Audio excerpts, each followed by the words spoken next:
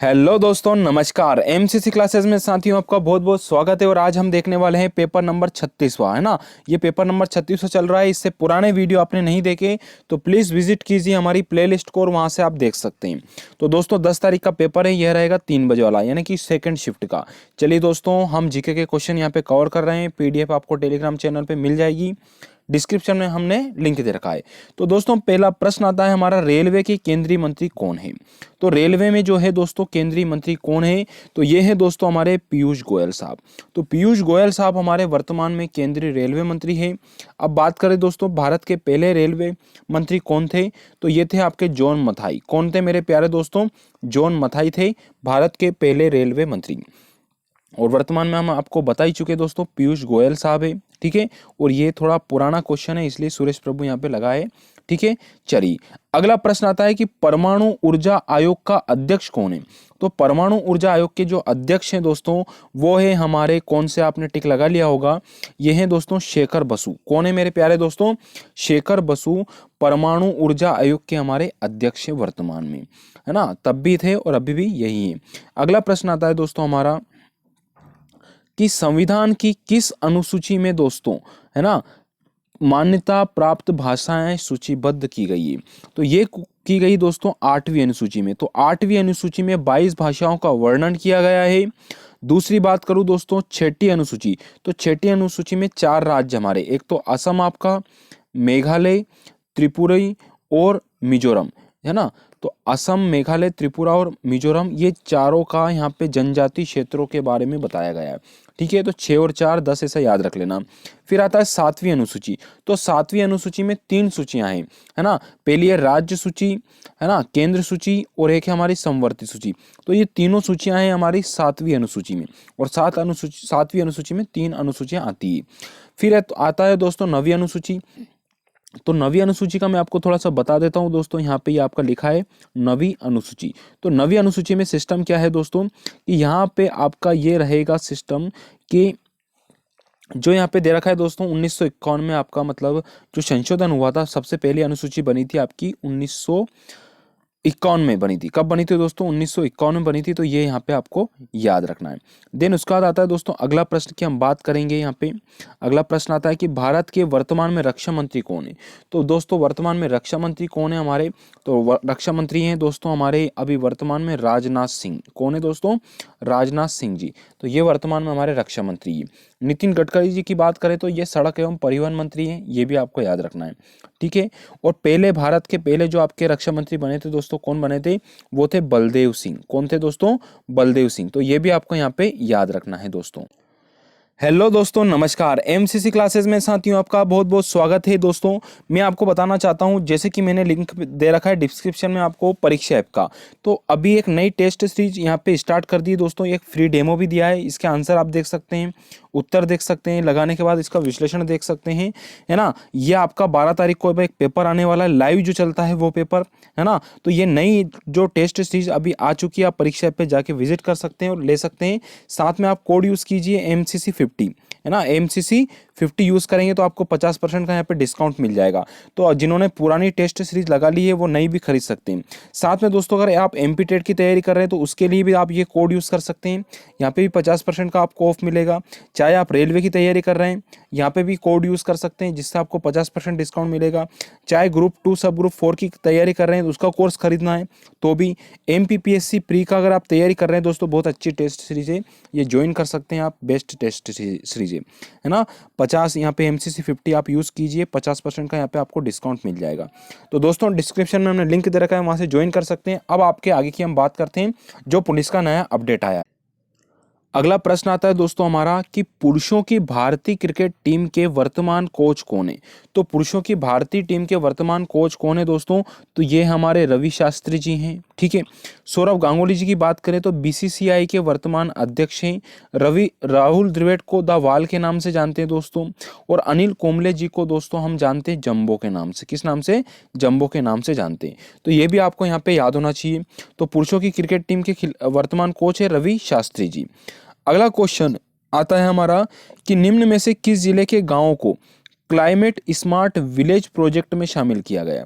तो climate smart village project में जो शामिल किया गया वो सीहोर जिले के कुछ गांवों को शामिल किया गया। तो ये भी यहाँ पे आपको याद रखना है दोस्तों, ठीक है।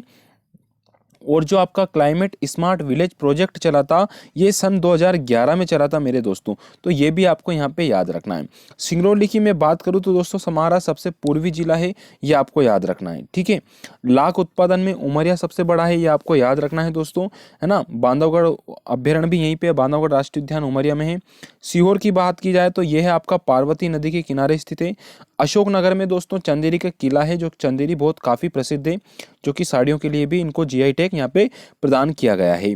अगला प्रश्न आता है दोस्तों, वीडियो अच्छा लग रहा तो प्लीज़ इसको शेयर कर दीजिएगा। खिवनी अभ्यारण्य किस जिले में है? तो जो खिवनी अभ्यारण्य है दोस्तों वो हमारे देवास जिले में है, ये भी आपको याद रखना है। मुरैना में चंबल अभ्यारण्य है, ठीक है साथियों। रतलाम की बात करें तो सेलाना पक्षी अभ्यारण्य है, ये भी आपको यहाँ पे याद रखना है।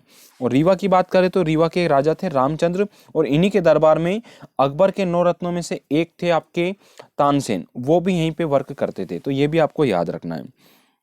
फिर आता है दोस्तों, निम्न में से किसने अद्वैत वेदांत का प्रचार किया? तो ये किसने किया था? ये किया था हमारे शंकराचार्य जी ने। किसने किया दोस्तों? ये शंकराचार्य जी ने किया था, ये आपको यहाँ पे याद रखना है। फिर अगला प्रश्न है दोस्तों, इन्हीं से संबंधित है आपकी, कि अद्वैत वेदांत की एक शाखा है दोस्तों, जो अद्वैत वेदांत भारत में प्रतिपादित दर्शन की कई विचारधाराओं में से एक है, और जिसके आदि शंकराचार्य जी पुस्तक करता थे, और इसे शंकराद्वैत और केवलाद्वैत भी कहा जाता है, ये भी आपको यहाँ पे याद रखना है। फिर एक कुलभूषण जाधव मामले में भारत की ओर से किसने तर्ज किया? तो ये तर्ज दिया था दोस्तों हमारे किसने? हरीश साल्वे साहब ने। किसने दिया था दोस्तों? हरीश साल्वे साहब ने कुलभूषण जाधव मामले में भारत की ओर से जो तर्क दिया था वो हरीश साल्वे जी ने किया था, ये आपको याद रखना है दोस्तों, ठीक है। नेक्स्ट क्वेश्चन आता है हमारा, ये उस समय का करंट अफेयर का क्वेश्चन था, कि शब्द गांगुली किससे संबंधित है? तो शब्द गांगुली गुगली है, ये गुगली किससे रिलेटेड है? तो ये हमारे क्रिकेट से संबंधित है, ठीक है मेरे प्यारे साथियों। इसकी पीडीएफ आपको टेलीग्राम चैनल में मिल जाएगी, जिसका डिस्क्रिप्शन आपको लिंक में दे रखा है नीचे। ब्रिटिश संसद के सदस्य बनने वाले प्रथम भारतीय कौन थे? तो ब्रिटिश संसद के प्रथम जो भारतीय बने थे वो है हमारे दोस्तों दादा भाई नौरोजी, ठीक है। और इन्हें हम भारत के वयोवृद्ध पुरुष के नाम से जानते हैं।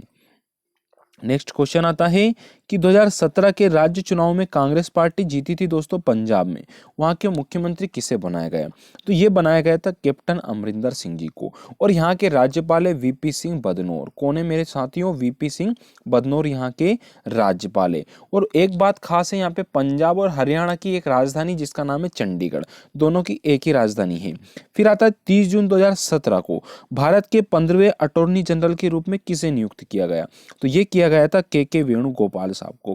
किसको किया गया था? के वेणुगोपाल साहब को, ये भी आपको यहाँ पे याद रखना है दोस्तों। वीडियो को शेयर कर दीजिएगा अगर अच्छा लगे तो। फिर है भारत के संविधान की प्रस्तावना में इसकी परिकल्पना की गई है, तो किसकी परिकल्पना की गई दोस्तों?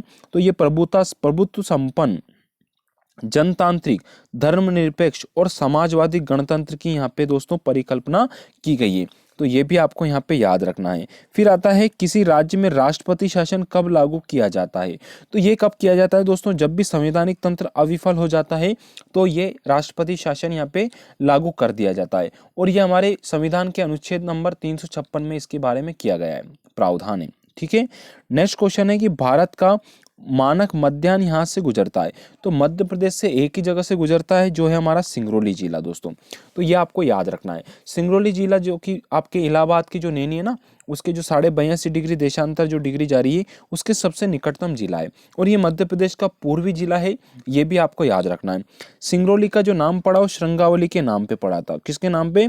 श्रृंगावली के नाम पे यहाँ पे सिंगरौली जिले का नाम पड़ा। सिंगरौली सीधी जिले से अलग हुआ है, ये भी आपको यहाँ पे याद होना चाहिए।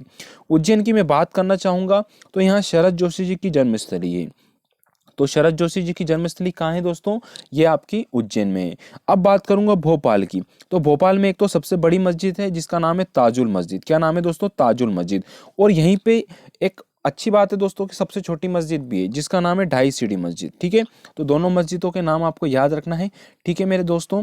चलिए अब आगे मैं चर्चा करूंगा। इन्फॉर्मेशन अच्छी लगी तो आप जरूर शेयर करेंगे और लाइक भी करेंगे मुझे। फिर है भारत में सर्वाधिक वार्षिक वर्षा प्राप्त करने के लिए प्रसिद्ध जो चेरापूंजी है वो किस राज्य में है? तो ये चेरापूंजी है हमारे दोस्तों मेघालय राज्य में। किस राज्य में? मेघालय में। ठीक है। त्रिपुरा की मैं बात करूंगा, त्रिपुरा की राजधानी अगरतला है। यहाँ के सीएम साहब है आपके कौन? ये विप्लव कुमार देव है। और यहाँ के राज्यपाल है रमेश बैस। तो रमेश बैस राज्यपाल हो गए, सीएम हो गए विप्लव कुमार देव। मिजोरम की मैं बात करूंगा, आइजोल यहाँ की राजधानी है। पीएस श्रीधरन जी यहाँ के राज्यपाल है और जोरामथंगा यहाँ के दोस्तों सीएम है। अगला आता है सिक्किम। सिक्किम की राजधानी गंगटोक है।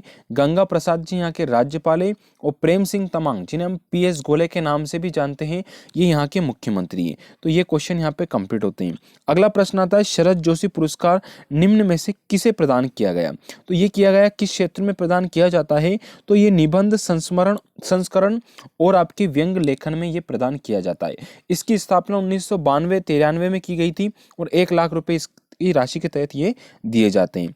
एकलव्य पुरस्कार किसे दिया जाता है? तो ये दिया जाता है दोस्तों जूनियर खिलाड़ियों को। ये भी आपको याद रखना है और इनके तहत 2 लाख रुपए की राशि दी जाती है, ये आपको याद रखना है।